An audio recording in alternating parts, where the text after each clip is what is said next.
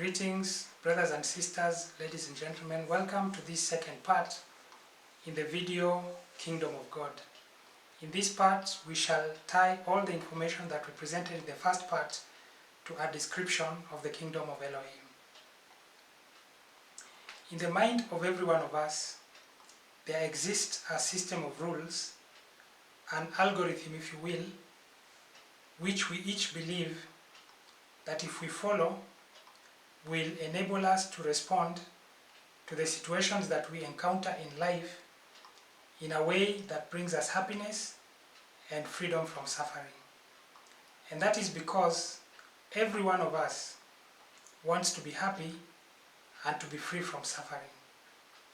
And so when our response to some situation that we encounter in life fails to bring us the happiness and the freedom from suffering that we were looking for, we modify that system of rules and use the modified or revised version of those rules to generate the next response to the situations that we encounter in life going forward. We keep doing this over and over, all the while hoping that somewhere down the line we might come upon that special system of rules which will enable us to always respond in the way that brings us the happiness and the freedom from suffering that we seek. That process is very similar to the one that a computer follows and which is called machine learning. Just as the computer tests its reaction to data that comes in from its environment against a predefined set of conditions, so we also test our response against the desire that we have to be happy and to be free from suffering. And just as the computer does not originate the predefined set of conditions which it tests its reaction against, so we also do not originate the desire which is in all of us to be happy and to be free from suffering. We just find that we have that desire, but we do not originate it. But there's one very important difference between the reaction or the process for the computer and the process for humans. And that difference originates or comes from the fact that satisfying the predefined set of conditions which a computer tests its reaction against depends only or solely on the reaction of that computer. But the happiness of a person and their freedom from suffering does not depend only on what that person does. It depends also on what other people do whose actions or conduct can impact that person. And so in order for the person to be happy and to be free from suffering, the other people must obey the same system of rules or must operate using the same algorithm as that person does. The relationship between the happiness of a person and the system of rules that they follow is very similar to that between a motorist and the traffic rules that they follow. The safety of a motorist does not depend only on that motorist obeying the traffic rules. It depends also on other motorists obeying the traffic rules, and not just any traffic rules, but the same traffic rules as that motorist obeys. In the same way, the welfare and survival of a cell in the human body does not depend only on that cell obeying the DNA, the instructions which it receives from the DNA. It depends also on the other cells in the same body obeying the instructions which they receive from the same DNA. And just as the cell does not have the power to choose all the other cells in the body which is a part of, and upon whose behavior the survival and welfare of that cell depends, so we also humans do not have the power to choose all the other people whose conduct has the potential to impact our happiness and our freedom from suffering. And yet, And the reason why we don't have that power is because we have no ability to remove those other people to a place where their conduct can no longer affect ours, who do not obey the same system of rules as we do. And yet, only if that is done can we actually realize the happiness and the freedom from suffering that we are looking for. But the one who has the power to separate people from people, namely our own Creator, has made it known to us that He intends to separate people on the basis of whether or not those people obey that system of rules which is known as the Torah. And the Torah here does not refer to a set of books, but rather to every word that issues forth from the mouth of our Creator.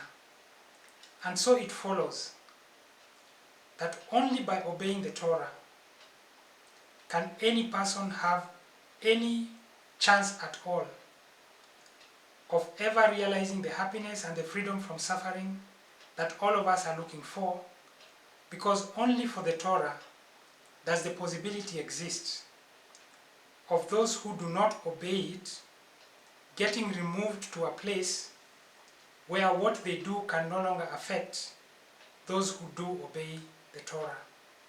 No other system of rules has that possibility.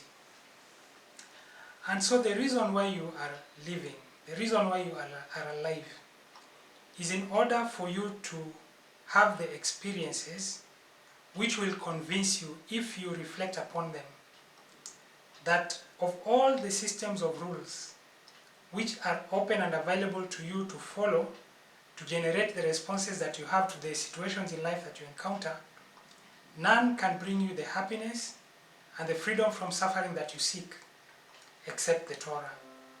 This is a lesson that you must learn for yourself and through your own experiences. No one else can learn these things for you any more than someone else can experience your life or live your life for you.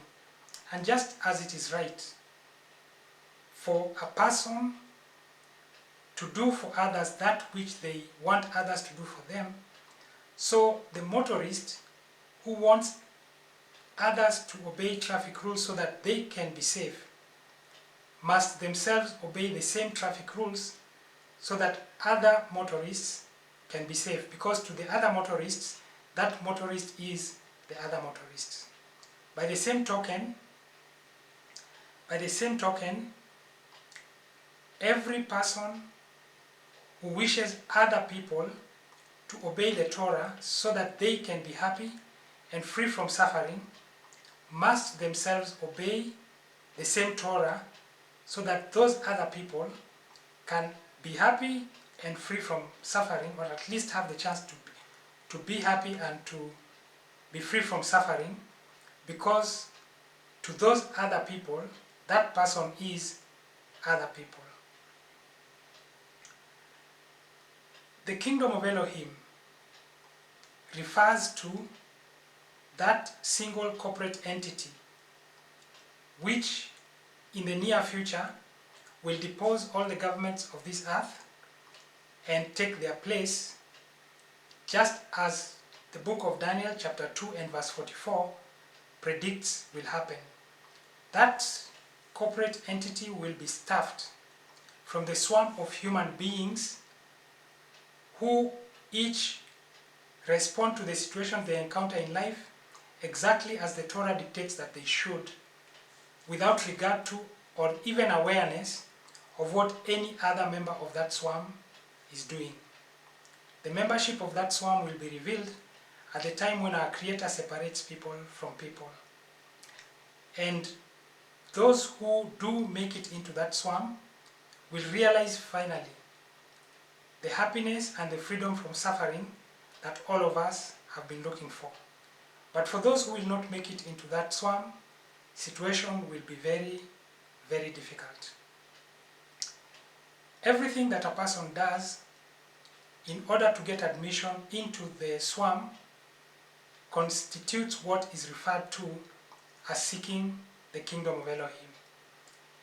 And a person who does not learn enough to be able to respond to the situations in life that they encounter, exactly as the Torah dictates that they should, poses a risk to the swarm and cannot therefore be admitted into it. A swarm is not the same thing as a herd.